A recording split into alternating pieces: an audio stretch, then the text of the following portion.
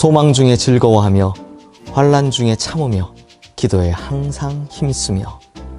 로마서 12장 12절 말씀. 아멘. 성도님들, 오늘 본문 12절 말씀 마지막에서 사도 바울이 권면하고 있는 8번째 사랑의 실천 과제는 바로 기도에 항상 힘쓰라 라는 것입니다. 성도님들, 성경이 우리에게 가르치는 가장 중요한 교훈 중에 하나가 바로 기도입니다. 그렇다면 성도님들, 기도가 뭡니까? 기도의 정의 중에 가장 올바른 정의는 하나님과 더불어 가지는 대화요 교제입니다.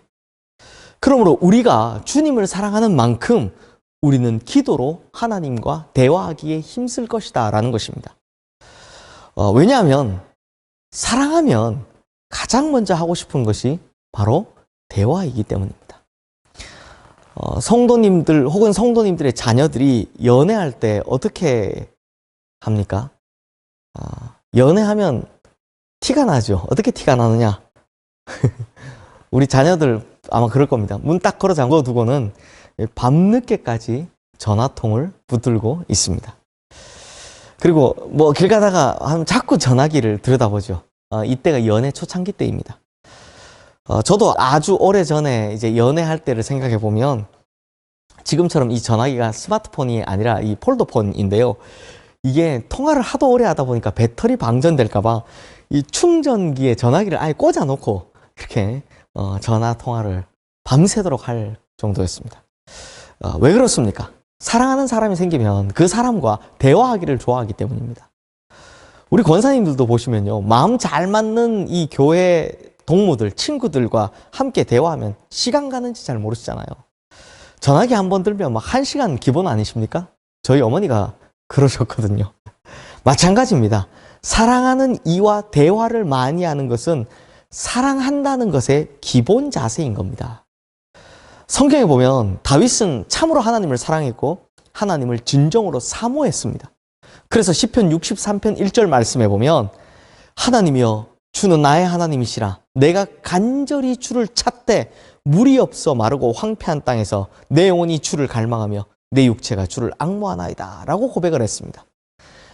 다윗은 하나님과 대화하는 것을 정말 간절히 여겼고 그 간절함이 어떤 간절함이었냐? 물이 없어 마르고 황폐한 땅에서 갈증을 해결하고자 하는 것처럼 그렇게 하나님과의 대화를 갈망했다라는 것입니다.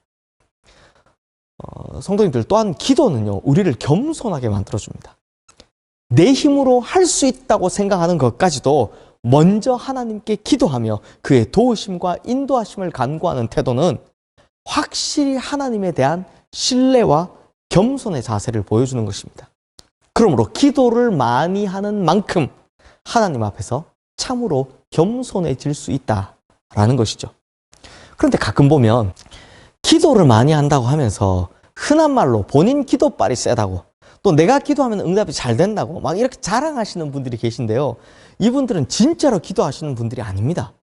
왜냐하면 하나님께서는 교만한 자를 물리치시고 겸손한 자에게 은혜를 베푸시기 때문입니다. 그러므로 진짜 기도는 우리를 겸손하게 하고 이렇게 겸손한 사람은 더 큰 은혜를 누리는 성도가 되는 것입니다.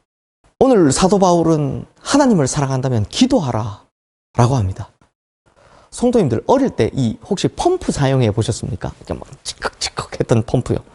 마중물을 부어서 이게 막 찌깍찌깍찌깍 이렇게 손잡이를 위아래로 움직이면 물이 쏟아져 나오는 그 펌프 말입니다. 그런데 아무리 좋은 펌프라도 오랫동안 사용하지 않고 계속해서 사용하지 않으면 결국 그 배관에 녹이 슬고 녹물이 나오기 시작합니다. 하지만 항상 사용하면 언제나 신선한 물을 얻어낼 수 있죠. 성도님들, 우리가 기도에 항상 힘쓰면 언제나 필요할 때마다 하나님의 은혜와 능력을 이끌어낼 수 있습니다. 그러나 반대로 기도에 항상 힘쓰지 않은 사람들은 기도의 관이 녹슬고 삐걱거리는 소리가 나며 필요할 때 하나님의 도움을 구하며 기도하는 것이 얼마나 힘든지를 발견하게 됩니다. 저도 이런저런 집회들을 해보면 제게 찾아와서 목사님 기도가 잘 안 돼요 라고 말씀하시는 분들이 계십니다. 그분들이 왜 그런 말씀을 하시는지 이유를 살펴보면 거의 흡사합니다.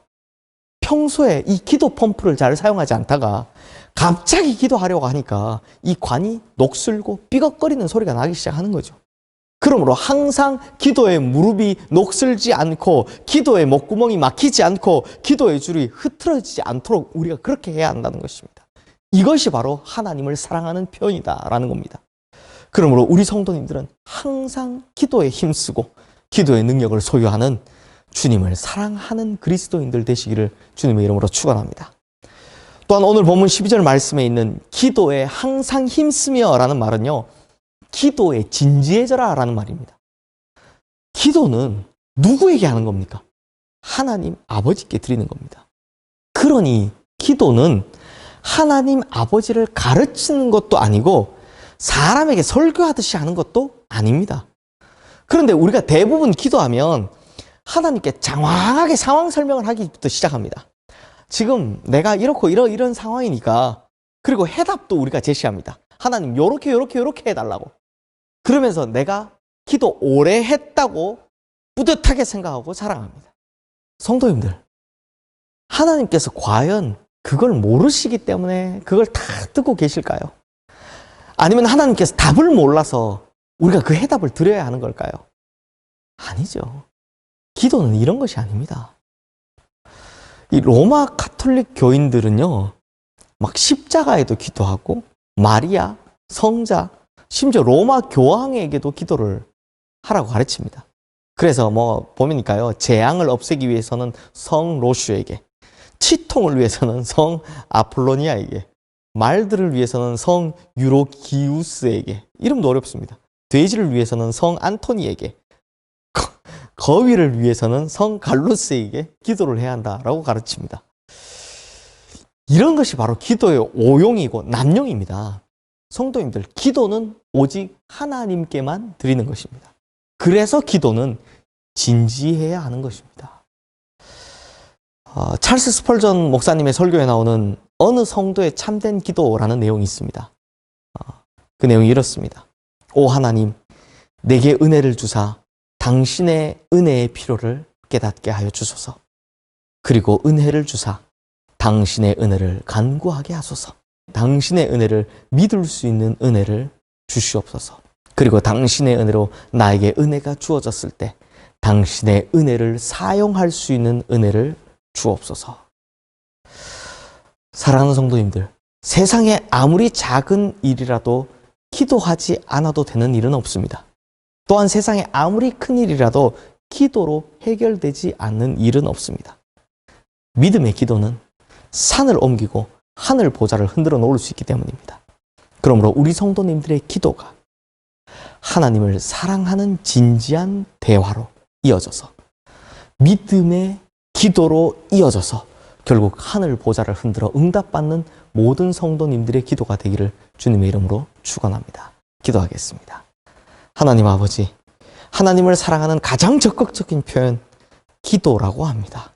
주님, 우리가 기도에 소홀해지지 않게 하여 주시옵소서. 하나님과의 대화에 소홀해지지 않게 하여 주시옵소서. 그러나 이 하나님과의 대화를 할 때 그저 내가 내 상황을 아뢰고 그냥 내가 해답을 내리고 하는 것이 아니라 하나님께서 하시기를 바라는 그 진지함을 가지고 믿음의 기도를 드릴 수 있게 하여 주시옵소서.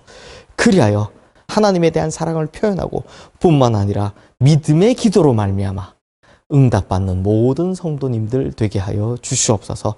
예수 그리스도 이름으로 기도드리옵나이다. 아멘.